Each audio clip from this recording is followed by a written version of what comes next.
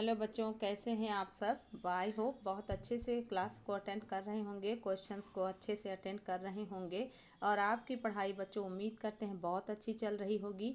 चलिएगा, इसी क्रम में हम सभी फिर से जो है 20 क्वेश्चंस को करने का प्रयास करते हैं। मेरे साथ अंत तक बने रहिए बच्चों। जिस भी क्वेश्चन में आपको प्रॉब्लम होती है ज़रूर से ज़रूर कमेंट बॉक्स में आप जो है अपनी प्रॉब्लम को लिखिएगा और बहुत अच्छे से स्टडी को करते रहिए। चलते हैं पहले प्रश्न की तरफ। अपना पहला क्वेश्चन है, the audience laughter lasted for over 10 minutes during the performance. आपको बताना है यहाँ पे किस पार्ट में एरर है।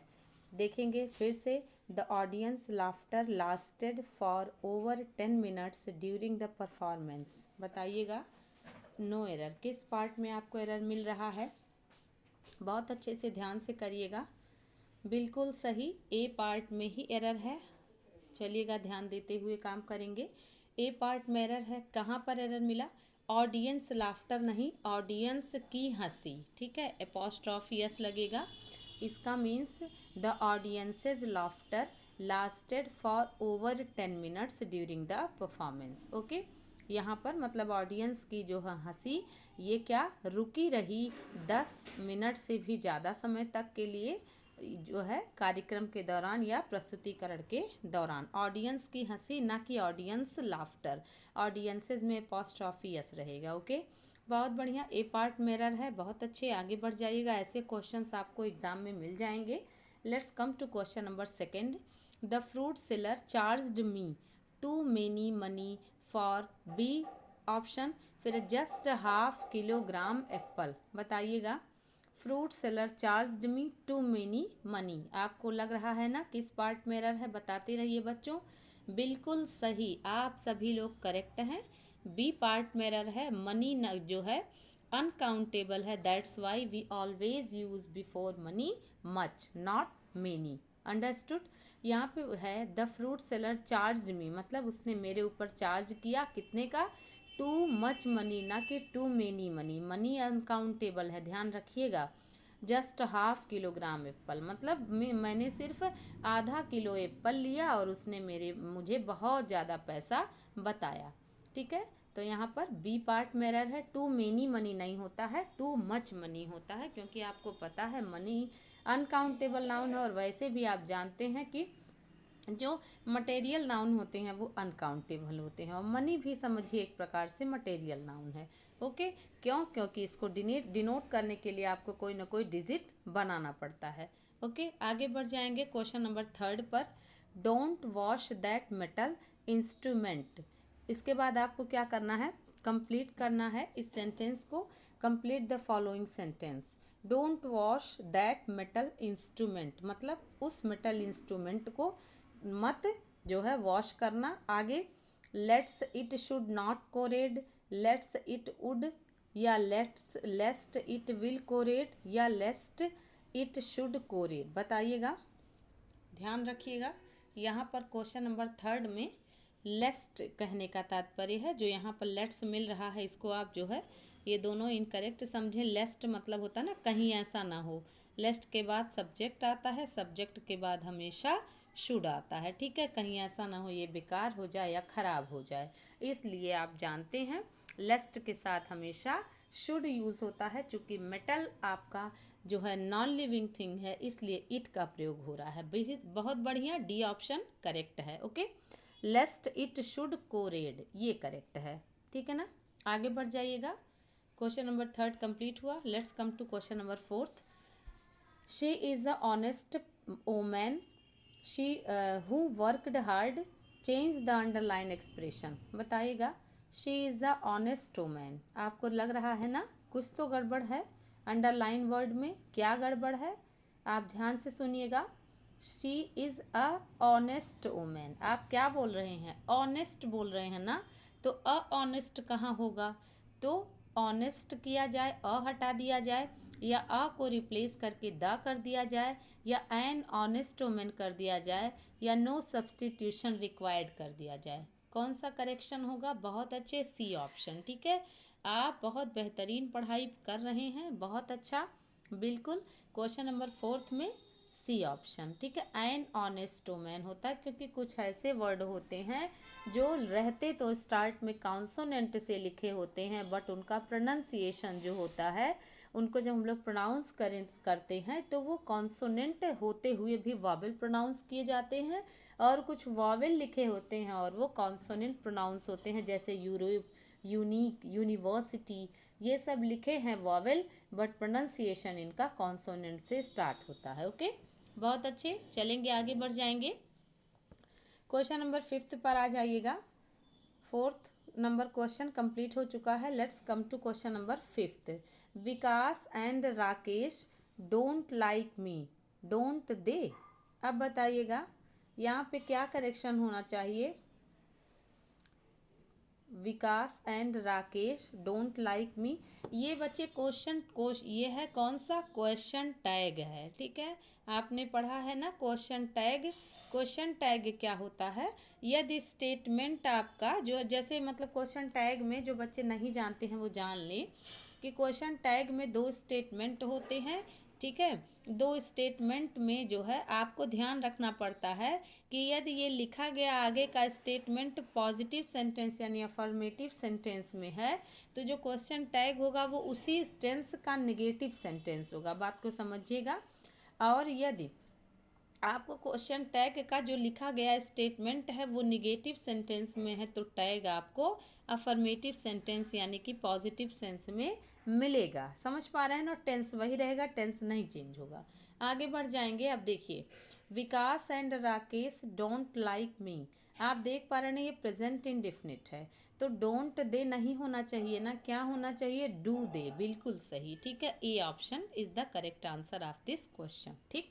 डू दे, क्यों, क्योंकि जैसे हम लोग कहते हैं ना कि मोहित खाना खा चुका है ना, खाना खाया है ना, गया है ना, ऐसे सेंस में आपको ध्यान रखना पड़ेगा कि जब कभी भी आपको आंसर की आवश्यकता ना हो तो उसको रेटोरिकल क्वेश्चन कहते हैं, या मतलब क्वेश्चन टैग बोलते हैं कि दिन के बाद रात आएगी, अब आपको भी पता है और पूछने जिससे पूछ रहे हैं उसको भी पता है, तो आंसर की आवश्यकता नहीं है। ऐसे सेंस के लिए आपको जो है क्वेश्चन टैग की स्टाइल होती है, तो डू दे करेक्ट हो जाएगा, ना कि डोंट दे। ओके, आगे बढ़ जाएंगे। क्वेश्चन नंबर 6 देखेंगे। If I had money I would bought my self a home theatre, change the underlined expression. बताइएगा, वही क्वेश्चंस आपके लिए बनाए जाते हैं बच्चों जो आपके लिए इम्पॉर्टेंट होते हैं एग्ज़ाम के को ध्यान में रखते हुए, वैसे ही प्रैक्टिस आपसे करवाई जाती है। बताइएगा इस क्वेश्चन में कौन सा उत्तर आप करेक्ट करेंगे। ये जो अंडरलाइन है वुड बॉट, ये चेंज होगा, अगर चेंज होता है तो दिए गए तीनों ऑप्शन में से कौन सा होगा, और अगर नहीं चेंज होगा तो आप जान रहे हैं नो इम्प्रूवमेंट इसका हो जाएगा करेक्ट आंसर।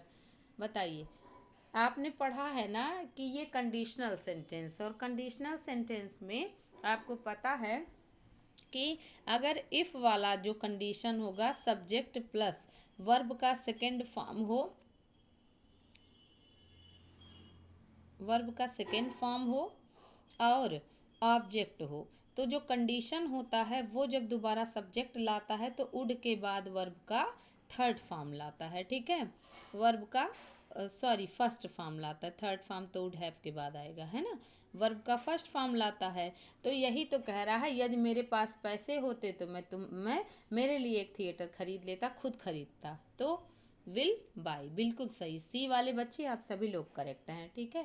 क्वेश्चन नंबर 6 का सी, ठीक है। ध्यान रख लीजिएगा, बी ऑप्शन क्यों नहीं होगा, आपके मन में आ रहा होगा बी ऑप्शन नहीं है, ठीक। क्यों नहीं है, देखिए, यही सेंटेंस अगर इफ़ वाला आपका प्रेजेंट परफेक्ट में ना हो के पास्ट परफेक्ट में होता, या सिंपल पास्ट में ना हो के पास्ट परफेक्ट में होता, यानी कि हैड प्लस वर्ब का थर्ड फॉर्म होता, तब आपको वुड हैव प्लस वर्ब का थर्ड फॉर्म लिखना पड़ता, ठीक है। आपसे कन्फ्यूज़न हुआ और गड़बड़ी हुई है बहुत से बच्चों से, तब ये ऐसे चलता, ठीक है। अब यहाँ पे हैड आप कह रहे होंगे कि हैड लगा है मैम फिर भी वुड हैव क्यों नहीं आया, क्योंकि बेटे आप जानते हैं कि हैज का जो है प्लूरल हैव होता है और इसका पास्ट फॉर्म हैड होता है और इसका थर्ड फॉर्म भी हैड होता है। तो मेरे पास पैसे हैं, आई हैव मनी, उसके पास्ट हैं he has money, she has money, लेकिन थे अगर आप कहोगे तो हैड करोगे, इस मीन्स ये सब्जेक्ट के बाद वर्ब का सेकेंड फॉर्म है। अब बात हजम हुई ना, बिल्कुल हजम हो जानी चाहिए।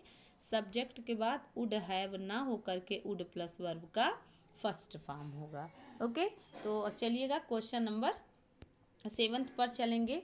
Raghavendra is not only intelligent, very genuine. बताइए, बट ऑल्सो करेंगे, बट टू करेंगे, बट ओनली करेंगे, या सब कुछ कर दें, ऑल ऑफ द अबव। बताइएगा, यहाँ पर बहुत ध्यान से करने की आवश्यकता है। राघवेंद्र के पास, ठीक है, राघवेंद्र इंटेलिजेंट ही नहीं है बल्कि सच्चा भी है, ठीक है। इसका मीन्स आप जानते हैं ना, को रिलेटिव कंजक्शन नॉट ओनली के साथ बिल्कुल सही, आप सभी बच्चे करेक्ट हैं, बट ऑल्सो ही आएगा, ठीक है। ए ऑप्शन करेक्ट है। ए वाले बच्चे आप सभी लोग को बहुत बहुत बधाई कि आप सभी लोग करेक्ट हैं, ठीक है। नॉट ओनली के साथ हमेशा बट आल्सो आता है, ठीक है। बेटे सेशन को शेयर कर दीजिए ताकि मुझे भी लगे कि मेरा मेहनत सार्थक हो रहा है, और आपकी जिम्मेदारी बनती है कि आप बच्चे जो है क्लास को लाइक कर दें, शेयर कर दें, ताकि बहुत से बच्चे आएँ और लाइव क्लास अटेंड करें, जिससे उनको बहुत ही बेहतरीन नॉलेज प्राप्त हो सके और हमें भी मोटिवेशन मिल सके, ठीक है। लाइव बच्चों की संख्या कम रहती है तो अच्छा नहीं लगता है, ठीक है। मन करता है बहुत से बच्चे होते तो कितना अच्छा होता, सब पढ़ रहे होते, ठीक है। तो क्वेश्चन नंबर 7 का ए ऑप्शन करेक्ट है, ठीक है। आगे बढ़ जाइएगा, क्वेश्चन नंबर 8 देखिएगा। I was shocked to know that my friend did. अब आपको बताना है in his board examination. Did यहाँ पे क्या है, ध्यान रखिएगा बेटे, यहाँ पर डिड वर्ब का सेकेंड फॉर्म है, याद रखिएगा। डू है ना, डू माने करना, डज मतलब सिंगुलर, लेकिन जब डिड है तो इसका मतलब मैंने काम किया। I did my work my self, मैंने मेरा काम खुद किया, ऐसे सेंस में आपको ध्यान रखना पड़ेगा, ठीक ना। यहाँ पर ये वर्ब का सेकेंड फॉर्म है।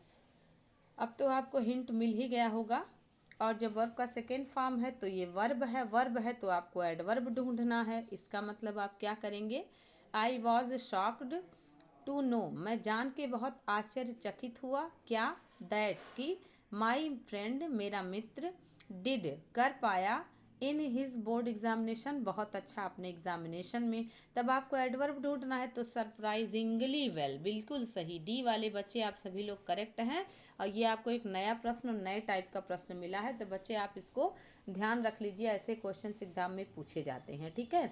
ये क्वेश्चन आपको एडवर्ब से रिलेटेड आपको पॉइंट आउट करना है। देखिए, सरप्राइज करेंगे तो सरप्राइज आपका आश्चर्यचकित होना, ठीक। वेरी सरप्राइज करेंगे तो वेरी सरप्राइज और वेल इकट्ठे नहीं आएगा, ठीक। सरप्राइज्ड वेल करेंगे अगर आप, तो जो है सरप्राइज वेल करेंगे तो सरप्राइज्ड वेल तो डिड के साथ फिर से सेकेंड फॉर्म नहीं आएगा। सरप्राइजिंगली वेल मतलब आश्चर्यचकित तरीके से उसने अच्छा किया, एक तरफ से वेल एडवर्ब है, दूसरा सरप्राइजिंगली एडवर्ब है। बात समझ पाए ना, बहुत बढ़िया। क्वेश्चन नंबर 8 का डी करेक्ट है। Okay, let's move to question number 9। My friend is, अब आपको मिल रहा है एक जो है ब्लैंक स्पेस, यहाँ पर आपको फिल करना है। एंड शी लव्स टू, फिर से ब्लैंक स्पेस है, हर स्टूडेंट्स ऑनलाइन। बताइएगा, my friend is and she loves to her students online. तो मेरा मित्र क्या है, एक हिस्ट्री टीचर है। ये तो समझ में आ गया, मेरा मित्र एक हिस्ट्री टीचर है, क्योंकि कोई भी बात अगर आप कहते हैं तो आ लगा करके बोल देते हैं। My friend is a teacher, he is a doctor, ऐसे बोलते हैं ना। तो यहाँ पर बाकी ऑप्शंस आपने इग्नोर कर दिया, आपको पहले ही मिल गया। टू के बाद वर्ब का फर्स्ट फॉर्म लगता है, इसलिए टीच भी आ गया, तो इसका मीन्स आपका, हाँ बिल्कुल, ए वाले बच्चे आप सभी लोग करेक्ट हैं, बहुत अच्छे। ए ऑप्शन राइट है। Okay, my friend is a history teacher and she, मतलब वो जो है कौन है, हिस्ट्री टीचर हैं, और ये सही बात भी है, मेरी मित्र जो है हिस्ट्री टीचर हैं। She loves to teach students online, तो वो क्या करती हैं, उनको ऑनलाइन बच्चों को पढ़ाना बहुत पसंद है। आप लोग समझ भी गए होंगे सच्ची सच्ची बातें। तो क्वेश्चन नंबर 9 का ए करेक्ट है। ओके, आगे बढ़ जाएंगे क्वेश्चन नंबर 10 की तरफ। There has hardly been an instance in my office where I haven't been, यानी have not been asked to attend an office party, इसमें किस पार्ट में एरर आपको मिल रहा है बताइएगा। There has hardly been an, याद रख लीजिए बेटे, आपको बताया गया था ना स्कारसेली और हार्डली, ठीक है। स्कारसेली और हार्डली के बाद हमेशा कौन सा कंजक्शन लगता है, व्हेन लगता है। Have you got it, yes बोल दीजिए आई हैव गॉट इट, ठीक है बिल्कुल सही, बी पार्ट में एरर है, ठीक है। वेयर नहीं लगेगा, व्हेन लगेगा, ठीक है। क्यों, क्योंकि there has hardly been an instance in my office when I haven't been asked to attend an office party. बात समझ पा रहे हैं ना, बड़ी मुश्किल से, ठीक है ना। एक जो है एक इंस्टेंस हुआ, यानी कि एक जो है सिचुएशन हुई मेरे ऑफिस में, और मैं मुझसे नहीं पूछा गया अटेंड करने के लिए ऑफिस के पार्टी को, ठीक है। जब तो हार्डली स्कारसली के बाद रिलेटिव कंजक्शन व्हेन या बिफोर लगता है, ठीक है। बिफोर भी आपको मिल सकता था, ओके बहुत बढ़िया। चलिएगा नोट कर लीजिएगा। क्वेश्चन नंबर 11 देखिएगा। Most wild animals will not attack till they are provoked, till they are, तो टिल को क्या करना है आपको, you will have to change the underline word, बताइएगा। अनटिल करेंगे, अनलेस करेंगे, एटलीस्ट करेंगे या यट करेंगे, बताइएगा। यहाँ पर कह रहा ना, ज़्यादातर जंगली जानवर अटैक नहीं करेंगे जब तक उन्हें भड़काया न जाए, जब तक उन्हें चिढ़ाया न जाए, जब तक उन्हें प्रोवोक्ड मतलब उकसाया न जाए, अंडरस्टूड। बताइएगा कौन सा ऑप्शन करेंगे। कंडीशनल सेंटेंस है बेटे, आपको पता चल रहा है ना, तो इसका मतलब यट नहीं होगा, एटलीस्ट नहीं होगा। तब अनटिल अनलेस पर आ जाइए। अनटिल अनलेस में आपको बताया गया था कि जब हम सभी कंडीशन की चर्चा करेंगे तो हम सभी अनलेस को प्रेफरेंस करेंगे, ठीक है। और जब हम टाइम की चर्चा करेंगे तो अनटिल को प्रेफरेंस मिलेगा, याद आया होगा, बिल्कुल सही। तो अनलेस करेक्ट है, ठीक है, बी ऑप्शन करेक्ट है। क्यों, क्योंकि शर्त है जब तक उन्हें भड़काया न जाएगा तब वो हमला नहीं करेंगे, ओके। क्वेश्चन नंबर 11 का बी ऑप्शन करेक्ट है। मूव करते हैं क्वेश्चन नंबर 12 पर। ये थोड़ा सा लंबा है, ये इनडायरेक्ट स्पीच बनाना है, तो हम इंस्ट्रक्शन को हटाते हुए अब आ जाते हैं अपने क्वेश्चन की तरफ। ये देखिएगा क्वेश्चन है आपका, ठीक है। क्वेश्चन क्या है, I don't want to hang this picture here, मेरी सेट। मेरी ने कहा मैं नहीं चाहती हूँ यहाँ पर इस पिक्चर को हैंग मीन्स टांगना। अब बताइए क्या चेंज करेंगे। ये स्टेटमेंट आपको याद रखना पड़ेगा कि एग्ज़ाम में अपोजिट भी आ जाता है, यानी रिपोर्टिंग वर्ब बाद में, रिपोर्टेड स्पीच पहले। तो आपको पता है रिपोर्टिंग वर्ब जो होता है वो इन्वर्टेड कॉमा से बाहर वाला होता है, रिपोर्टेड स्पीच इन्वर्टेड कॉमा के अंदर होता है, ठीक है। अब आपको मिल रहा है कि मेरी सेट पीछे था, लेकिन आपको सीधा बनाना पड़ेगा। आप इस जिद पे नहीं आएंगे कि नहीं नहीं मुझसे उल्टा जो है दिया गया तो मैं क्यों सीधा चलूँ, मैं भी उल्टा चलूँगा, ऐसा कुछ नहीं सोचिएगा। आपको हमेशा ऑप्शन के अनुसार काम करना है, ठीक है। तो मेरी सेड आप करेंगे, अब कंजक्शन दैट भी तो लगाना बनता है, यस और नो, फटाफट बताइए, लगाएंगे ना, बिल्कुल। तो क्वेश्चन नंबर 12 में आपको मिल रहा है कि जब आपको दैट लगाना पड़ेगा, तो आप देख पा रहे हैं कि क्वेश्चन नंबर 12 में किस में आप जो है दैट नहीं लगा है, ए में नहीं लगा, बी में नहीं लगा, तो ए और बी को आप इग्नोर करें। अब आप आ जाएं सीधे तीसरे और चौथे पर, ठीक। तो आप देख पा रहे हैं कि ये रिपोर्टिंग वर्ब आपका देखिए पास्ट में है, तो रिपोर्टेड स्पीच के टेंस में चेंज होगा। तो फटाफट आप देख पा रहे हैं कि दैट यहाँ लगा है, लेकिन यहाँ टेंस चेंज नहीं हुआ है। टेंस चेंज नहीं हुआ है तो आपको पता है दिस पिक्चर को दैट पिक्चर करना पड़ेगा और हेयर को देयर में चेंज करना पड़ेगा।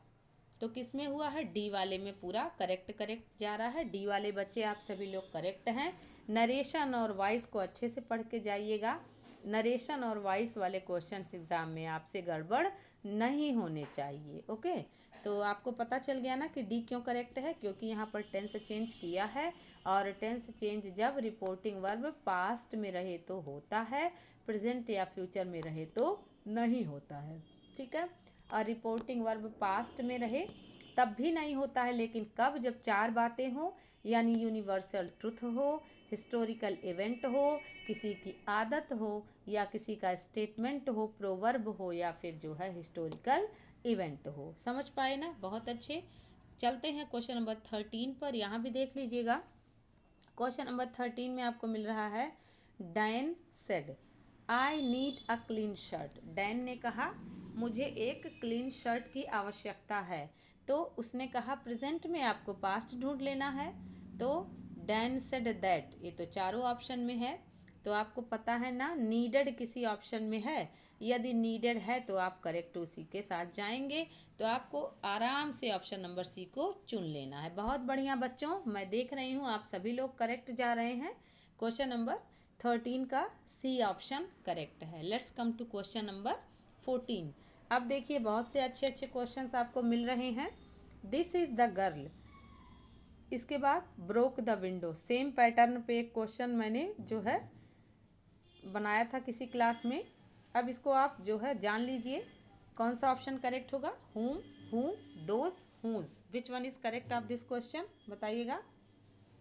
बहुत बढ़िया, बहुत बढ़िया बेटे, बी ऑप्शन हूँ। ठीक है, पर्सन है ना, पर्सन के लिए हमेशा हूँ को प्रेफरेंस दिया जाता है। ठीक है, और वो भी सब्जेक्टिव केस है, जिसने या जो है खिड़की को तोड़ दी। ठीक है, इसके बाद है क्वेश्चन नंबर 15 पर आ जाइएगा। इफ़ आई एम टू, इसके बाद कह रहा है ब्लैंक स्पेस है, फिर है the register I will discuss. I will discuss इस तरीके से लिखा है, द मैटर विथ हिम, बताइएगा। इफ़ आई एम टू, अब बताइए, आराम से आप आंसर कर सकते हैं, कर सकते हैं ना। Is to, am to, are to, have to, has to, will have to, shall have to, was to, were to. इसके बाद क्या करते हैं, यूज टू, ऑट टू। इनके बाद आप क्या करते हैं, वर्ब का फर्स्ट फॉर्म। बहुत बढ़िया, डी वाले बच्चे आप सभी लोग को बहुत बहुत बधाई, आप सभी लोग करेक्ट हैं। 15 का डी करेक्ट है। ठीक है, टू कहीं भी आए, अगर ये जो है हेल्पिंग वर्ब के साथ आता है तो ये हमेशा वर्ब का फर्स्ट फॉर्म लेता है, और यदि पैसिव वॉइस के साथ आए तो बी लग करके वर्ब का थर्ड फॉर्म आ जाता है, और ये अगर प्रीपोजिशन की तरह आए तो ये आईएनजी को लेता है। तो इन बातों का ध्यान रखेंगे। इन्फिनेटिव बनेगा तो वर्ब का फर्स्ट फॉर्म, और प्रीपोजिशन बनेगा तो आईएनजी फॉर्म, और अगर ये जो है हेल्पिंग वर्ब के साथ ऐड होगा, मॉडल ऑक्सिलरी वर्ब के साथ ऐड होगा, तब भी टू के साथ वर्ब का फर्स्ट फॉर्म लगेगा। बहुत अच्छे, आगे बढ़ जाएंगे। क्वेश्चन नंबर 16 देखिएगा। Of all the children in the class Rajeev is the naughtiest, यानी कि आपने सभी बच्चों में राजीव नाम के बच्चे की तुलना की, और आपने पाया, सुपरलेटिव डिग्री है ये, कि राजीव नाम का बच्चा बहुत ही नटखट बच्चा है। नॉटिएस्ट यानी कि naughty, naughtier, naughtiest means superlative degree. ठीक है, एडजेक्टिव की है। तो of all the children, superlative degree का प्रयोग दो से अधिक के लिए होता है, तो आप किसको जो है किस ऑप्शन के साथ जाएंगे, ऑफ ऑल चिल्ड्रन बोल देंगे, या ऑफ ऑल चाइल्ड बोल देंगे, या ऑल, फिर बिटवीन ऑल चिल्ड्रन बोल देंगे, या नो इम्प्रूवमेंट। तो देखिए बच्चों, यहाँ पर डी वाले बच्चे आप सभी लोग करेक्ट हैं। ठीक है, कभी कभी नो इम्प्रूवमेंट को भी देख लिया करिए, नहीं तो ये नाराज़ हो जाएगा। ठीक है, और आपसे बात नहीं करेगा। ठीक है, ओके। तो देखिएगा डी ऑप्शन करेक्ट है। क्यों? क्योंकि of all the children correct है। याद रखिए बच्चों, देखिए क्या याद रखना है, द के बाद होल आता है, ठीक है, और ऑल के बाद द आता है, याद रखिएगा। ठीक है, द के बाद होल आता है, ऑल के बाद द आता है, यही दोनों याद रहेगा तो गड़बड़ नहीं होगी। ठीक है, बहुत अच्छे। तो डी ऑप्शन करेक्ट है, इसका means of all the children सही है, इसको नहीं हटाना है। ठीक है, क्वेश्चन नंबर 17 देख लीजिएगा। An entertainer who performs difficult physical feats is called, बताइए। आपने बचपन में, या मतलब बाज़ार में, या पार्क में, या किसी ऐसे पब्लिक प्लेस पे, मेले में कहीं देखे होंगे जहाँ पर कुछ मतलब जो है छोटे बच्चे होते हैं या बच्चियाँ होती हैं जो परफॉर्म करते हैं, करतब दिखाते हैं। देखा होगा ना, मुझे लगता है सबने देखा होगा। उस करतब दिखाने वालों को, जो रस्सी पे चलते हैं, स्टंट दिखाते हैं, है ना, अपने मतलब ऊपर पत्थर गिराते हैं, नारियल फोड़ते हैं, है ना, इस तरीके के स्टंट जो दिखाते हैं, ऐसे लोगों को क्या बोलते हैं? पहला आर्टिस्टियन बोलते हैं, दूसरा है आर्टिस्ट बोलते हैं, या तीसरा ऑप्शन है आर्चर बोलते हैं, या एक्रोबैट बोलते हैं। बताइए, नोट कर लीजिए बच्चों, अगर आपसे गड़बड़ हो रही है तो नोट कर लीजिएगा। गलत होना नहीं गलत बात है, लेकिन सीखना ना और आगे बढ़ जाना उसको वैसे छोड़कर ये बहुत बड़ी गलत बात है। ठीक है, नहीं आता है तो सीखिए और आता है तो रिवीजन करिए। आर्टिस्ट मीन्स आप जानते हैं कलाकार। ठीक है, आर्चर मतलब होता है तीर धनुष चलाने वाला। ठीक है, तीरंदाज या तीर धनुष चलाने वाला। ठीक, एक्रोबैट मतलब क्या होता है? करतब दिखाने वाले, तमाशा दिखाने वाले। ठीक है, बहुत बढ़िया, एक्रोबैट वाले बच्चे आप सभी लोग करेक्ट हैं। क्वेश्चन नंबर 17 का डी बच्चे आप सभी लोग करेक्ट हैं। ठीक है, ध्यान रखिए बच्चों, अगर नहीं आता है तो ज़रूर से ज़रूर ध्यान रख लें, और अगर आता है तो बहुत अच्छी बात है। चलिएगा क्वेश्चन नंबर 18 पर आ जाएंगे। आइडियमिक एक्सप्रेशन है, ज़रूर ध्यान होगा, ये एग्ज़ाम में आता है question. To free from restrain, इसका क्या मतलब है? आइडियमिक एक्सप्रेशन वाले क्वेश्चन, आइडियम्स वाले क्वेश्चन, वोकैब्स वाले क्वेश्चन। ठीक है, इधर मैं ज़्यादा आपको दे रही हूँ क्योंकि बहुत सारे बच्चे ऐसे हैं जो ग्रामर के रूल्स तो जानते हैं, लेकिन वर्ड पावर की वजह से वो थोड़ा सा उनके मार्क्स कम हो जाते हैं। तो मेरा यही कोशिश है कि सभी बच्चों का संपूर्ण विकास हो, कोई भी पार्ट जो है कहीं से भी छूटने ना पाए। ओके, तो टू फ्री फ्रॉम रेस्ट्रेन इसका मतलब होता है सारे बंधन से मुक्त करना। ठीक, अब देखिए आपको समझना होगा जो है सबज्यूगेट का मतलब होता है क्या? डिफीट। ध्यान रखिएगा, डिफीट इसका मतलब होता है हारना। ठीक, या हराना। ठीक, और देखिएगा इंक्रीज मतलब ये एक्सेलेटर आपने पढ़ा है ना, एस्केलेटर। एक्सकेलेटर आपने देखा है ना, सीढ़ी होती है जब आप कभी भी जाते हैं ना, जैसे आप मॉल में चले जाएं या आप मतलब रेलवे स्टेशन पे चले जाएं, तो वो एस्केलेटर होता है। वो आप खड़े हो जाते हैं, फिर सीढ़ी अपने आप आपको ऊपर पहुंचा देती है। याद आया? ज़रूर याद आया होगा। इलेक्ट्रिक सीढ़ी भी आप उसको कह सकते हैं। इसका मतलब इंक्रीज होता है। ठीक, ये वर्ब है सब। इमेंसिपेट मतलब होता है लिबरेट। ठीक है, तो यही अपना उत्तर हो गया। समझ पा रहे हैं ना, यानी कि आज़ाद करना, सारे बंधन से मुक्त करना। वैलिडेट मतलब होता है जस्टिफाई, ये तो आप जान रहे हैं। ठीक है, जस्टिफाई मतलब वैलिडिटी, वैलिडेट। तो आप देख पा रहे हैं ना, इमेंसिपेट मतलब लिबरेट करना, यानी आज़ाद करना, बंधन से मुक्त करना। बहुत बढ़िया। Let's move to question number 19। Strong dislike between two persons, ऐसे को क्या करते हैं? ये भी वन वर्ड सब्स्टिट्यूशन है। दो लोगों के बीच में यदि बहुत बड़ा मतभेद हो या जो है बिटरनेस हो, तो उसको क्या बोलेंगे? टॉलरेंस बोलेंगे। इसका मतलब होता है बर्दाश्त करना। टॉलरेंस मतलब होता है बर्दाश्त करना, यानी कि एंड्योरेंस। ठीक है, तो जब जो है, क्यों आखिर कोई बर्दाश्त करेगा इन सिचुएशन में? जब जो है डिसलाइक हो, तो जब डिसलाइक होगी तो बर्दाश्त नहीं होगा। बात समझ पा रहे हैं ना, तो ये आंसर नहीं होगा। और एंटीपैथी, बिल्कुल सही, यही आंसर करेक्ट है। एंटीपैथी मतलब है, पैथी मतलब क्या? भावनाओं का मेल न होना। ठीक है, एंटी मतलब होता है ये उल्टा। ठीक है, एडोरेशन मतलब होता है प्रेज, यानी कि किसी की प्रशंसा करना। और रिवेलरी मतलब आप जानते हैं विद्रोह या कंपटीशन, प्रतिस्पर्धा। ठीक है, समझ पा रहे हैं ना, बहुत बढ़िया। तो आप ये चारों ऑप्शंस को ध्यान रखिए। तो एंटीपैथी है ये। क्वेश्चन नंबर 20 देख लीजिएगा। Something which is considered to be very important, एक ऐसा चीज़ जो बहुत ही महत्वपूर्ण हो, उसको क्या बोलेंगे? सप्लीमेंट्री बोलेंगे, या मिएग्र बोलेंगे, या फिर कार्डिनल बोलेंगे, या स्कैंटी बोलेंगे? बताइएगा। तो देखिए, सप्लीमेंट्री मतलब होता है सेकेंडरी। ठीक है, सेकेंडरी। मिएग्री मतलब होता है लेस इन क्वांटिटी। ठीक है, लेस इन क्वांटिटी, है ना।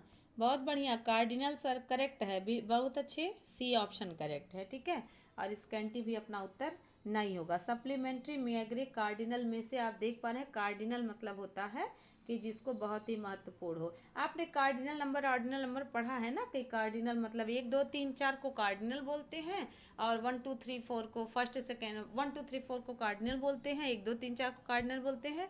लेकिन first second third next last ऐसा कुछ हो तो उसको क्या बोलते हैं, ऑर्डिनल, यानी ऑर्डर, क्रम। ओके, तो बहुत बढ़िया, चलिएगा। तो 20 का क्वेश्चन नंबर 20 का सी सही है। ओके, बहुत अच्छे बच्चों, आप सभी लोगों का जहाँ तक मैंने देखा ज़्यादातर क्वेश्चन करेक्ट जा रहे हैं, ठीक। लेकिन एक भी क्वेश्चन अगर आपसे गलत हो रहा है तो आप यही सोचिए कि मुझे कुछ नया सीखने को मिला। हर दिन कुछ नई चीज़ें आपको मिलेंगी और पुराना रिवीजन होगा, ठीक है। बिल्कुल निराश और उदास ना हो, एकदम लगे रहें। ओके, तो चलिए मिलते हैं इसी खुशी के साथ नेक्स्ट क्लास में। Thank you so much. खूब मन से पढ़ते रहिए, खुश रहिए। Thanks a lot.